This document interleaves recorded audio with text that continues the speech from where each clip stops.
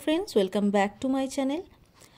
যদি স্কিনের মধ্যে কালো দাগ ছোপ বা ট্যান পড়ে যায় অথবা স্কিনের মধ্যে জেল্লা ভাব খুব একটা না থাকে তাহলে অবশ্যই বাড়িতে তৈরি করে ফেলো ভীষণই উপকারী এই সাবান।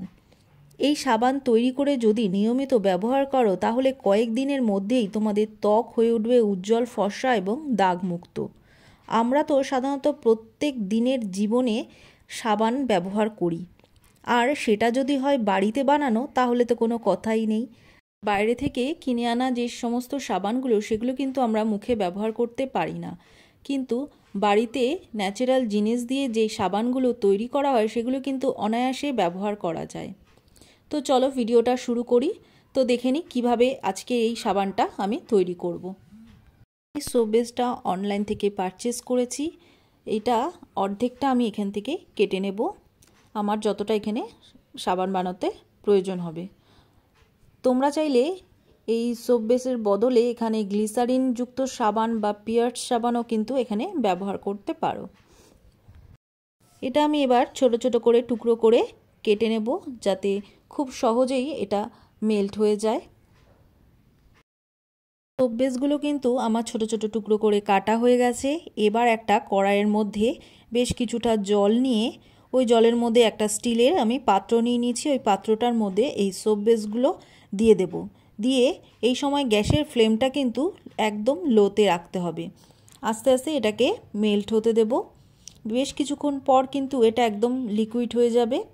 তো এবার একটা অন্য পাত্রে আমি 3 থেকে 4 চামচের মতো গরম জল নিয়েছি, আর এর মধ্যে দিয়ে দেব কিছুটা স্যাফরন।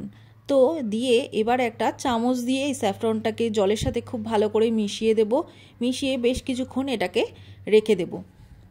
অন্যদিকে কিন্তু আমাদের এই সোপ বেসটা একদম মেল্ট হয়ে গেছে।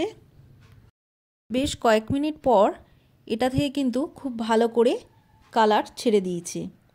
স্যাফরন কিন্তু আমাদের স্কিনের জন্য ভীষণই ভালো।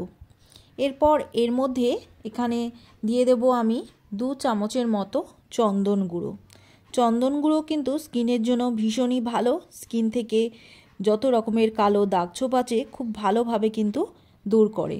এটা এই স্যাফরনের সাথে খুব ভালো করে মিশিয়ে দেব যাতে কোনো দানাভাব না থাকে। খুব ভালো করে এটাকে মেশাতে হবে বেশ কিছুক্ষণ ধরে। চন্দন গুঁড়োটা খুব ভালো করে মেশানো হয়ে গেলে এবার এর মধ্যে নিয়ে নেব 1 চামচের মতো এখানে হলুদ গুঁড়ো। আমি এখানে কস্তুরি হলুদ নিয়েছি, তোমরা চাইলে এখানে কাঁচা হলুদেরও ব্যবহার করতে পারো। কাঁচা হলুদও কিন্তু খুব ভালো স্কিনের জন্য। তো এখানে নিয়ে এটাকেও খুব ভালো করে মিশিয়ে নেব। খুব ভালো করে মিশিয়ে নেওয়ার পর এবার এখানে লিকুইড যে সোপ বেসটা ছিল সেটা এর মধ্যে দিয়ে আবারও খুব ভালো করে চন্দন, স্যাফরন আর হলুদের সাথে খুব ভালো করে এটাকে মিশিয়ে নেব। ভালো করে মিশিয়ে নেওয়ার পর এর মধ্যে নিয়ে নেব 3টে ভিটামিন ই ক্যাপসুল। দিয়ে এটাকেও খুব ভালো করে মিশিয়ে নেওয়ার পর এর মধ্যে নিয়ে নেব 2 চামচের মতো এখানে নারকেল তেল। তোমরা এখানে অলিভ অয়েলেরও ব্যবহার করতে পারো। তো দিয়ে এটাকে খুব ভালো করে মিশিয়ে নিয়ে এবার একটা সিলিকন মোল্ডের মধ্যে এটাকে আমি ঢেলে দেব। তোমাদের কাছে যদি সিলিকন মোল্ড না থাকে সেক্ষেত্রে তোমরা এখানে কাচের বাটি বা স্টিলের বাটিতেও কিন্তু এটা দিতে পারো। স্টিল বা কাচের বাটিতে দেওয়ার আগে কিন্তু একটু নারকেল তেল ব্রাশ করে নেবে, তাহলে কিন্তু খুব সহজেই এটা উঠে যাবে। এবার আমি এটাকে 4 ঘন্টার মতো বাইরেই রেখে দেবো। এটাকে ফ্রিজে রাখার প্রয়োজন নেই।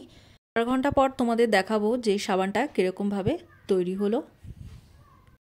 4 ঘন্টা পর দেখো সিলিকনের মোল্ড থেকে কিন্তু এই সাবানটা খুব ভালোভাবে উঠে আসে। তো দেখো আমি সাবানটাকে উঠিয়ে নিচ্ছি, দেখো কত সুন্দর একটা সাবান তৈরি হয়ে গেছে।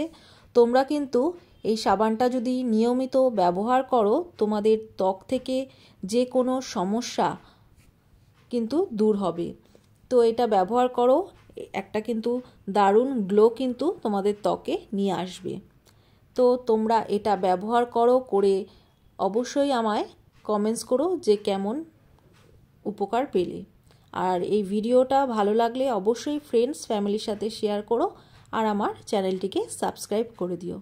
তো চলো আজকের মতো এই পর্যন্তই।